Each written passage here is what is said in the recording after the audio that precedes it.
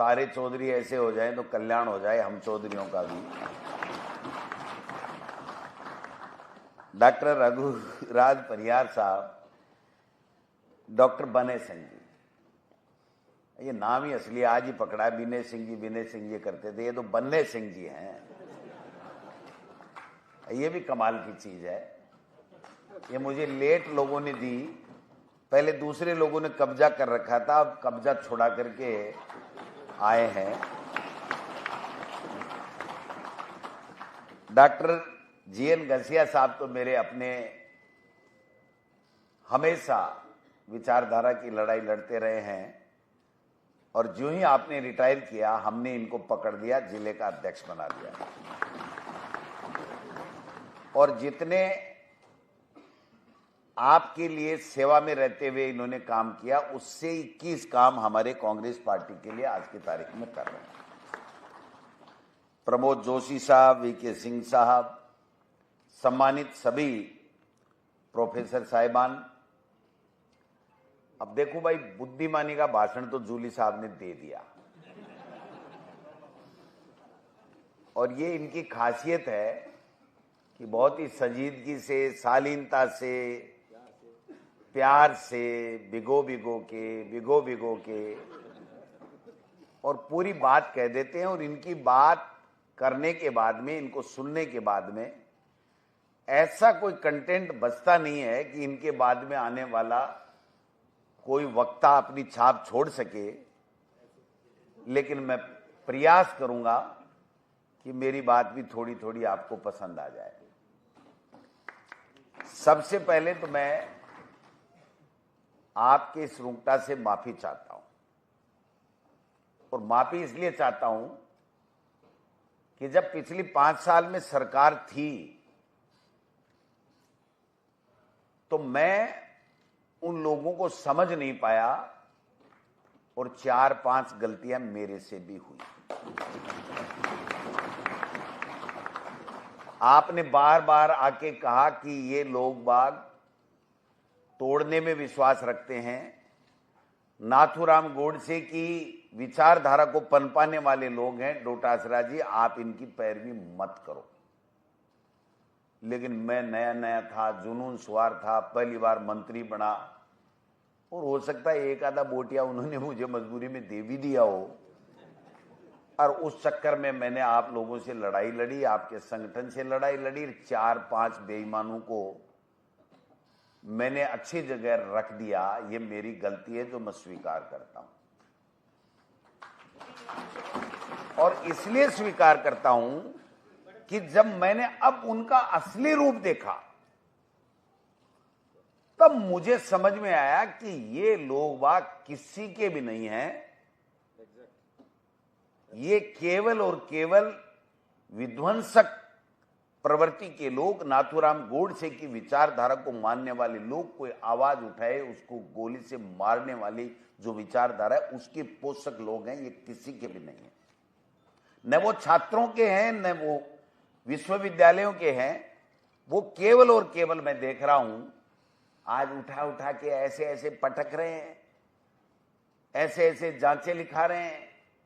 अगर किसी ने ट्वीट कर दिया कि राहुल गांधी ने अच्छा बोला तो दूसरे दिन एपीओ हो रहा है, जांचें बैठ रही हैं, मारने पे उतारू हो जाते हैं। अरे भाई, ये कौन सी राजनीति है, ये कौन सी शिक्षा है? समझाओ तो सही आप लोग।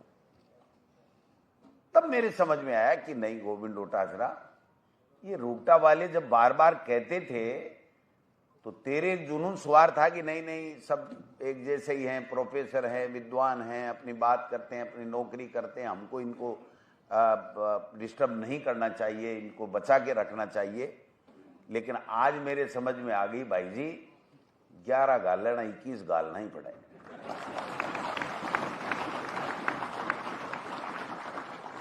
और 21 ने तो 11 तो गालो, बराबर तो करो हिसाब, बाकी तो नहीं रहे।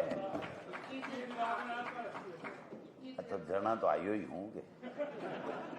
बोले सेठा पूरा तोल जो, बोले 8 डबर तो चढ़वा दे।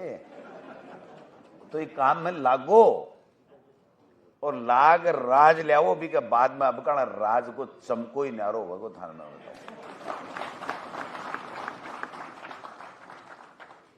सत्यानाश कर दिया इन्होंने। शिक्षा का बेड़ा कर दिया, गर्क कर दिया इन्होंने। स्कूली शिक्षा मंत्री तो ऐसे बुलाया जो शिक्षा का सही नहीं जानता, और हायर एजुकेशन मिनिस्टर ऐसा बनाया जो उच्च शिक्षा में उच्च ही नहीं लिख सकता सही। उनको किसी ने पूछा कि भाई आप कौन से मंत्री हो, तो परिवहन मंत्री तो भूल गया, बोले पर्यटक मंत्री। तो मैंने कहा सुना तो था आप दिल्ली विल्ली जाते हो, लेकिन पर्यटक मंत्री नहीं, आप परिवहन मंत्री हो। दिल्ली काम से जाने से पर्यटक मंत्री थोड़ी हो जाता, पर्यटन मंत्री थोड़ी हो जाता है।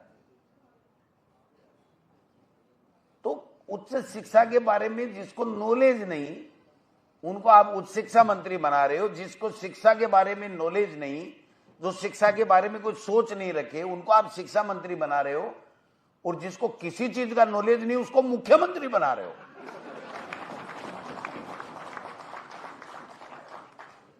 और जो किसानों के साथ धोखा करे, उसको कृषि मंत्री बना रहे हो। बड़ा यार जोरदार मामला है ये। आरएसएस की आइडियोलॉजी तो बड़ी तकड़ी है साहब। और जो शिक्षा के मंदिर हैं, जहां शिक्षा की बातें होनी चाहिए, वहां शस्त्र पूजन करा रहे हो। आपको जरूरत क्या पड़ गई शस्त्रों की? जब देश की आजादी के लिए शस्त्र उठाने थे, तब तो मुखबिरी करते थे।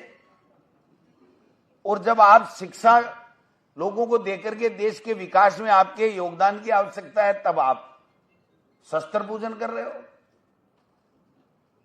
पहला आदेश निकाला मुख्यमंत्री जी ने, ऊपर से पर्ची आई कि कोई भी कर्मचारी आरएसएस की शाखा में जा सकता है।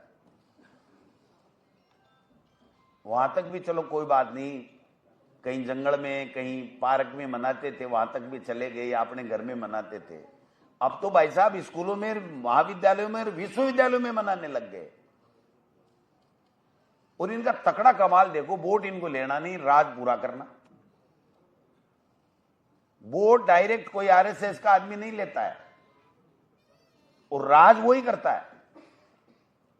यहां में एक 3rd ग्रेड का टीचर है जो आरएसएस की, वो क्या 1, 2, 3 क्लास पास किया हुआ है, मैं तो जानता नहीं है क्लास सोपान क्या होते हैं पता नहीं।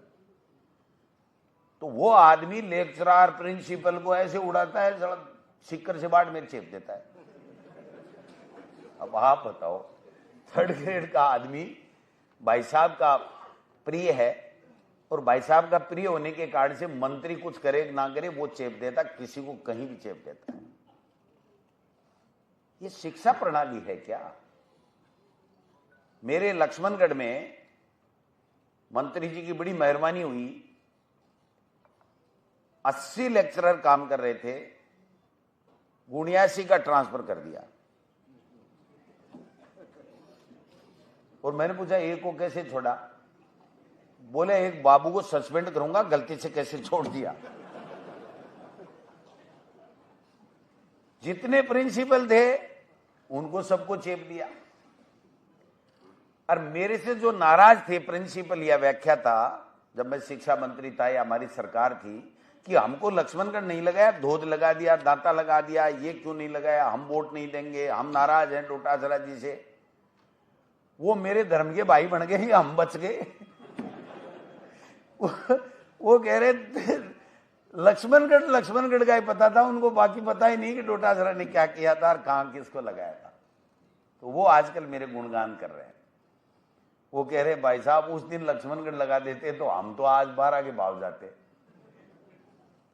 तो अगर किसी कर्मचारी, और वो भी शिक्षा देने का काम करे, अगर उसके मन में इस तरीके की भाव पैदा हो जाए, उसके साथ में इस तरह की बात करें, तो आप समझ सकते हो कि आजादी के 70 साल बाद में भी हम किस दिशा में ले जा रहे इस देश और प्रदेश को, और आने वाले हमारे भविष्य को। यह सोचने वाली बात है। मैं मंत्री था तो मेरे भी जुनून था कि लक्ष्मणगढ़ में सब कुछ कर दूं। 101 स्कूलें खोली मैंने, 125 करोड़ के भवन बनाए, लेकिन मैंने किसी की रोकी नहीं। एक भी टीचर का, एक भी कर्मचारी का ट्रांसफर बाइस्ट होकर के नहीं किया। ये बीजेपी का है, आरएसएस का है, ये जाति का है, धर्म का है, कोई फर्क नहीं। मैंने कहा अगर पोस्टें कम पड़ रही हैं तो पोस्टें सैंक्शन कर देंगे, अगर फिर भी कम पड़ रही हैं तो विद्यालय और नए खोल देंगे, क्रमोन्नत कर देंगे, विषय खोल देंगे। अगर बच्चे हैं तो पोस्ट देने में हमें कोई दिक्कत नहीं, और हमने दी भी। 101 स्कूलें क्रमोन्नत की थी मैंने, 101 स्कूल। और यही मुख्यमंत्री अशोक गहलोत जी थे। 309 नई कॉलेजें खोली थी, 132 महिला महाविद्यालय, ये हमारी बहनें बैठी है। और अब मेरे यहां उप मुख्यमंत्री जी, जो आपके उच्च शिक्षा मंत्री जी भी हैं, गाड़ोदा में पिछले साल एक कार्यक्रम में गए थे। जाना तो दिया कुमारी जी को था, लेकिन वो किसी कारण से नहीं गई। तो क्या साहब, वो महावीर जती जी महाराज ने कहा उप से नीचा तो मैं बुलाऊं ही नहीं, तो फिर ये चले गए। प्रेमानंद जी, क्या नाम है, प्रेमचंद जी।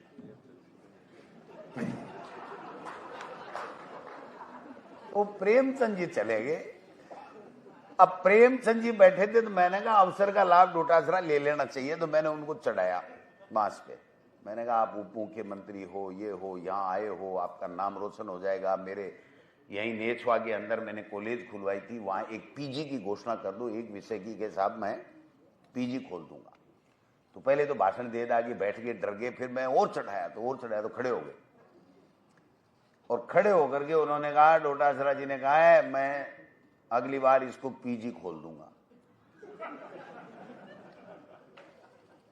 तो मैंने पीजी वाली, वो जो कोचिंग वाली तैयारी करते हैं ना, वो पीजी नहीं खोलनी है, इसमें एमए खोलना है। तो बोले हाँ मैं समझ गया, एमए खोल दूंगा। अब की बार बजट आया तो मैंने कहा, मैं ऑन कैमरा कह रहा हूं, मैं तो कोई झूठ तो बात करता नहीं, मेरे में यही कमी है कि मैं सब कुछ कह देता हूं, रखता कुछ भी नहीं हूं। कई लोग पूरा रखते ही रखते हैं, बाहर नहीं कहते। तो मैंने कहा उप मुख्यमंत्री जी बजट आ रहा है, आपकी घोषणा है, ये एक विषय आपको वहां पर एमए में खोलना है, नेछवा में आपका जवान दिया हुआ है। तो हंस के मेरा हाथ दबा के चले गए। तो मैंने कहा इसका मतलब भाई को याद है, हो जाएगा अपना काम। और जब बजट आया तो मैं उनकी तरफ देखूं, वो मेरी तरफ देखे। मैंने कहा क्या हुआ, तो हाथ जोड़ के बोलो। फिर मैंने पूछा, मैंने कहा रिप्लाई में दे दो महाराज, एक तो दे दो। बोले इस बजट को जाने दो, ये सीएम और डिप्टी सीएम की लड़ाई है, मैं आगे दे दूंगा। ये मैं ईमानदारी से कह रहा हूं, हाथ खड़ा करके, मैं कोई 1% भी झूठ नहीं बोलता। ये स्थिति सरकार की है। एक विषय नहीं खोल सकता आपका उच्च शिक्षा मंत्री, जो डिप्टी सीएम बना हुआ है। एक घोषणा मुख्यमंत्री नहीं कर सकता किसी जिले में जाकर के। और घोषणा नहीं, बिना दिल्ली की पर्ची के भाई साहब जा ही नहीं सकते किसी जिले में। और इसका प्रत्यक्ष उदाहरण मैं बताना चाहता हूं। 7 बच्चे मर गए झालावाड़ में छत गिरने से। वसुंधरा जी ने कह दिया हेलीकॉप्टर की चाबी मत घुमा लेना, नहीं ठीक कर दूंगी। भाई साहब गए ही नहीं आज तक। झुंझुनू में एक सुरेंद्र मोगा शहीद हो गया था ऑपरेशन सिंदूर में, पता है आपको? एक शहीद हमारे शेखावाटी का एक हुआ था, राजस्थान का। एयरफोर्स का जो सबसे बड़ा कमांड क्या जनरल होता है, वो उनके घर आकर के और श्रद्धांजलि अर्पित करके गया, लेकिन हमारा मुख्यमंत्री वहां तक नहीं जा पाया। तो निश्चित रूप से हालात इस प्रदेश के भी बहुत खराब हैं, देश के तो पूछो ही मत। अभी अशोक गहलोत साहब ने एक बात कह दी कि ऐसे वैसे लोग बाग ऐसे ऐसे बिक रहे हैं, मैं वो नाम नहीं लेना चाहता। तो नाराज हो गए मदन राठौड़ साहब। उनको लगा पड़ी फतेह ले लूं, तो मीडिया में आके कहा अशोक गहलोत जी ने एमपी एमएलए उनको पशु बता दिया। उन्होंने पशु नहीं बताया, उन्होंने कहा था कि इस तरीके से लोकतंत्र का चीरहरण हो रहा है, मान मर्यादा ध्वस्त हो रही है, संविधान खत्म कर रहे हैं, पार्टियां तोड़ रहे हैं, सरकारें तोड़ रहे हैं, ईडी इनकम टैक्स भेज भेज के इलेक्ट्रोल बॉन्ड के नाम से चंदा ले रहे हैं, भ्रष्टाचारी बताते हैं, आरोप लगाते हैं, फिर बीजेपी में ज्वाइन कराने के बाद में मुख्यमंत्री और उप मुख्यमंत्री बनाते हैं। ये इस देश में हो क्या रहा है? कोई गलत बात थोड़ी कही उन्होंने, अब इनको तकलीफ लग गई। अरे साहब ऐसे कैसे कह दिया, ये तो ऑपरेशन टाइगर था हमारा। खच्चर खरीद रहे और टाइगर ऑपरेशन है। इतो सस्तो दो भाई जी, मारे शेखावाटी में गलेड़ो कांदो ही बनी हुआ है। कांदो समझो ना, प्याज। गलेड़ो कानो भी अगर किसानगन पड़े हुए ना तो इं तो गोंदे जी एमएलए एमपी या बीजेपी खरीद रही है। सोचना पड़ेगा, व्यक्तिगत स्वार्थ से ऊपर उठना पड़ेगा। अगर हमारे पूर्वजों ने जब देश गुलाम था तो आजादी की लड़ाई के समय अगर वो ये करते कि मेरा क्या होगा, मेरा पद का क्या होगा, मेरे परिवार का क्या होगा, तो ये देश आजाद नहीं होता। 100 200 किलोमीटर पैदल जाकर के समाचार देते थे, छुप करके जाते थे, कपड़े पहनने के नहीं होते थे, पैरों में जूते नहीं होते थे, छाले हो जाते थे, जंगल में कांटे चुभ जाते थे, दाढ़ी बढ़ जाती थी, 12 महीने बाद में वापस समाचार देकर के आते थे। बच्चे पहचानने से इनकार कर देते थे कि भाई एकदम बढ़िया स्वरूप से पापा गए हो, वापिस यहाँ को क्या आए। उन परिस्थितियों में काम करके देश को आजाद कराया, और ये तो सारा सब कुछ ही खत्म करने पे तुले हुए। देश का प्रधानमंत्री पूरी तरह सरेंडर हो गया, मर्जी है जो ट्रंप कह रहा है। आपने एक वीडियो देखा कि नहीं, ये नितिन नवीन है क्या, आज तक नाम ही पता नहीं चलता। कभी तो कोई गडकरी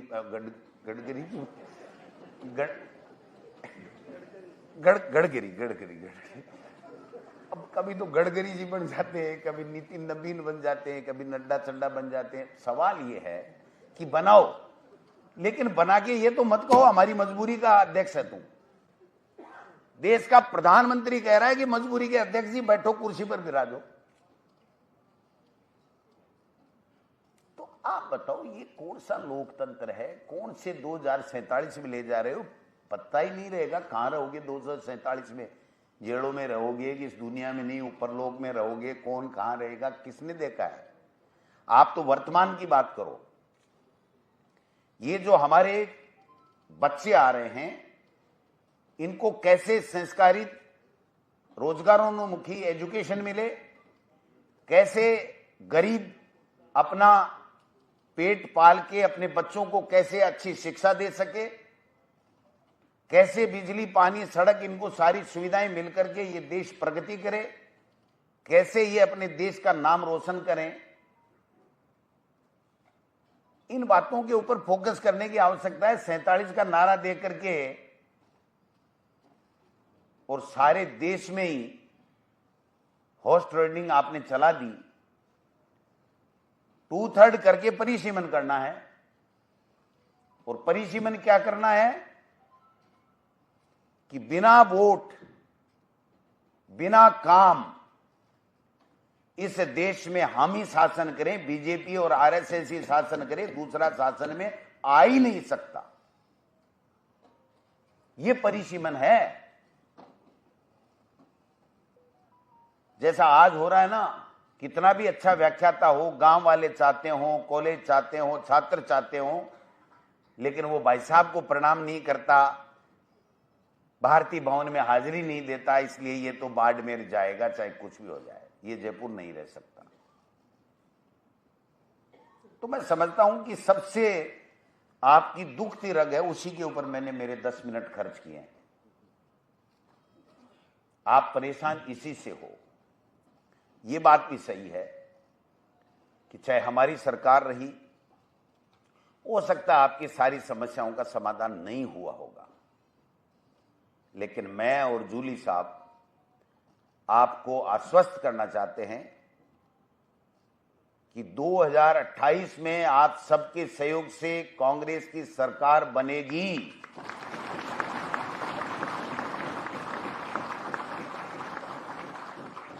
और जो बैन खुले हुए पे यहां अंदर आए हैं ना, इनके लिए जान लड़ा देंगे। जो आप कहोगे वही करेंगे।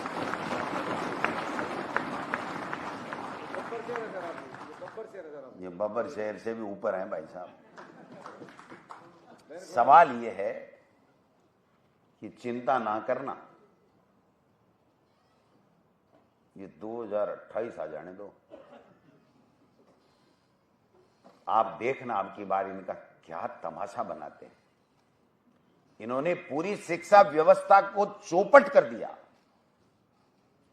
हर स्कूल के अंदर जा करके आरएसएस के लोग क्लास कर करके सामाजिक ताना बाने को नष्ट करते हैं, धार्मिक उन्माद फैलाने की बातें करते हैं, ध्रुवीकरण करते हैं। एक 9वीं 10वीं के बच्चे को यह पढ़ाया जाता है, ये जाकर के आरएसएस के लोग स्कूलों के अंदर बताते हैं कि अगर मोदी और बीजेपी और आरएसएस नहीं रहा तो पाकिस्तान हमारे हिंदुस्तान पे कब्जा कर लेगा। तो फिर 12 साल से आप काहे के लिए बैठे हुए इस सत्ता में? और 70% हिंदू आबादी और उसको 30% यहां से निकाल के बाहर कर देगी। ये कोई समझने वाली बात है कि कोई मान सकता है क्या? आप बताओ। आपकी बात में ही कंट्राडिक्शन है। आप कह रहे हो कि मोदी है तो मुमकिन है, और फिर आप कहते हो कि अगर मैं हट गया तो सब कुछ चौपट हो जाएगा और पाकिस्तान कब्जा कर लेगा हिंदुस्तान पे, आतंकवादी आ जाएंगे, फेक करेंसी आएगी, सब कुछ लूट जाएगी, सब कुछ बर्बाद हो जाएगा, हर के बिजनेस पे अल्पसंख्यक कब्जा कर लेंगे। क्या तमाशा बना रखा है? क्या इस मुल्क को कहां ले जाना चाहते हो? बच्चों के अंदर इस तरीके की विचारधारा थोप करके आप इस देश में क्या संदेश देना चाहते हो? इस मुल्क को कहां ले जाना चाहते हो? ये बात समझने की। मैं समझता हूं कि आज हम सबको एक ताकत और एक स्वर के साथ में जो पीड़ित, शोषित, परेशान लोग हैं, वो किसी वर्ग के हैं, किसी समाज के हैं, किसी गांव के हैं, किसी शहर के, किसी वार्ड के, कहीं भी नौकरी कर रहा है, व्यापार कर रहा है, कुछ भी कर रहा है, उनकी उस हर तकलीफ के अंदर हमको उनका साथी बनकर के खड़ा रहना पड़ेगा। उसको एक संबल प्रदान करना पड़ेगा कि हम हैं आपके साथ, चिंता करने की आवश्यकता नहीं है। झूठे लांछन भी लगाएंगे, परेशान भी करेंगे, आपका ट्रांसफर भी करेंगे, आपको फिर नोटिस भी देंगे, जांचें भी खोलेंगे। और मैं तो कहता हूं इस राजस्थान की ब्यूरोक्रेसी को कोई लकवा मार गया क्या? किसी से बात कर लो, भाई साहब रात को भेज टाइम पे बात करता हूं। क्या है इतना भय किस बात का? इतना डर किस बात का? नॉर्मल कॉल के ऊपर कोई अधिकारी राजस्थान के अंदर बात करने को किसी आदमी से बीजेपी के अलावा से तैयार ही नहीं है। ये मेरे समझ में नहीं आया। भाई क्या कर लेगा तुम? कौन सी ऐसी क्या बात कर लेंगे? कौन से करोड़ों का कोई अवैध व्यापार कर लेंगे हम? ज्यादा से ज्यादा किसी की तकलीफ है उसको हम लोग बता देंगे। और तो और मुख्यमंत्री भी बिना फेस टाइम किसी से बात नहीं करता। ये मजा देखो आप। उसको लग रहा है अमित शाह तेरा भी फोन टेप करना। तो फिर क्या न्याय देंगे? क्या शासन, क्या प्रशासन, क्या अपराध रोक लेंगे, क्या सुविधाएं दे देंगे, क्या अच्छी शिक्षा दे देंगे? वो तो भाई जी क्यारो ही पीगो। अभी 11 पीरियड के मायने संघर्ष करनो है, लड़ाई लड़नी है, लोगों के साथ खड़े रहना है और 2028 के मायने राजस्थान में कांग्रेस की सरकार बनानी है। और बने सिंह जी, आपने कहा है कि विचारधारा की मजबूती के लिए आप हमारा साथ दो। आप साथ की बात कर रहे हो, दो तो हम बैठे हैं, जब दो हम बैठे हैं तो सारे, आज तो अध्यक्ष सर हम ही हैं और क्या है बताओ। जब दोनों पोस्टों के धनी ये कह रहे हैं कि हम सबको साथ लेकर के आपके साथ कंधे से कंधा मिलाकर के मजबूती से विचारधारा की मजबूती के लिए काम करेंगे। वरिष्ठ नेताओं का आशीर्वाद, सहयोग, मार्गदर्शन लेंगे, उनसे पूछ करके प्लान बनाएंगे। और आप तो वो जाबाज शेर हो जिन्होंने इन विपरीत परिस्थितियों के अंदर इस होल को भर दिया। भाई साहब, पहले तो मैं ये समझ रहा था कि 9x12 के कमरे में कोई उद्घाटन है, 4 आदमी होंगे, 4 हम चले जाएंगे, लेकिन आपने तो मजमा जमा दिया। तो निश्चित रूप से अब देखो साहब, जो जिसको आता है वो उतनी बात करेगा। अब मैंने तो आई चौकी ला गया कि शाप ने नहीं, शाप की मानने मारनी है मुंडा के। ठीक है ना, अब समझ गया ना, फिर के सगली चीजें कह फिर भी को महत्व खत्म हो जाए। तो निश्चित रूप से आप सबने जो आइडियोलॉजी के लिए हमेशा अपने आप को कमिटेड करके अपने संघर्ष में कंधे से कंधा मिला करके जो आइडियोलॉजी की मजबूती के लिए काम किया है, उसको तो हम सैल्यूट करते हैं और हम आपको पूरा विश्वास दिलाते हैं कि आपके साथ कंधे से कंधा लगा करके लड़ाई भी लड़ेंगे, जीतेंगे। 28 राजस्थान जीतेंगे और 29 देश में लोकसभा जीत करके देश में और जब तक मिशन लेकर के आदमी काम नहीं करता है तब तक कामयाबी नहीं मिलती है। आज बच्चा बच्चा कहने लग गया कि प्रधानमंत्री कंप्रोमाइज है, बीजेपी और आरएसएस मिलकर के देश को लूट रहे हैं, संस्थाओं का दुरुपयोग कर रहे हैं, लोकतंत्र को खत्म कर रहे हैं, संविधान की धज्जियां उड़ा रहे हैं और एमएलए एमपीओ को खरीद करके सरकार गिरा करके लोकसभा में बहुमत ला करके इस संविधान से आरक्षण की व्यवस्था भी ये समाप्त करना चाहते हैं। इन सब के लिए हमको मजबूती से लड़ाई लड़नी है कि ये अपने कुमंसूबों में कामयाब नहीं हो, इस देश को बचाए, लोकतंत्र बचे और हमारा संविधान बचे। इन्हीं के साथ आप सबने हमारा तसल्ली से भाषण सुना, कई बार तालियां भी बजाई, इसके लिए भी बहुत बहुत धन्यवाद। जय हिंद, जय भारत।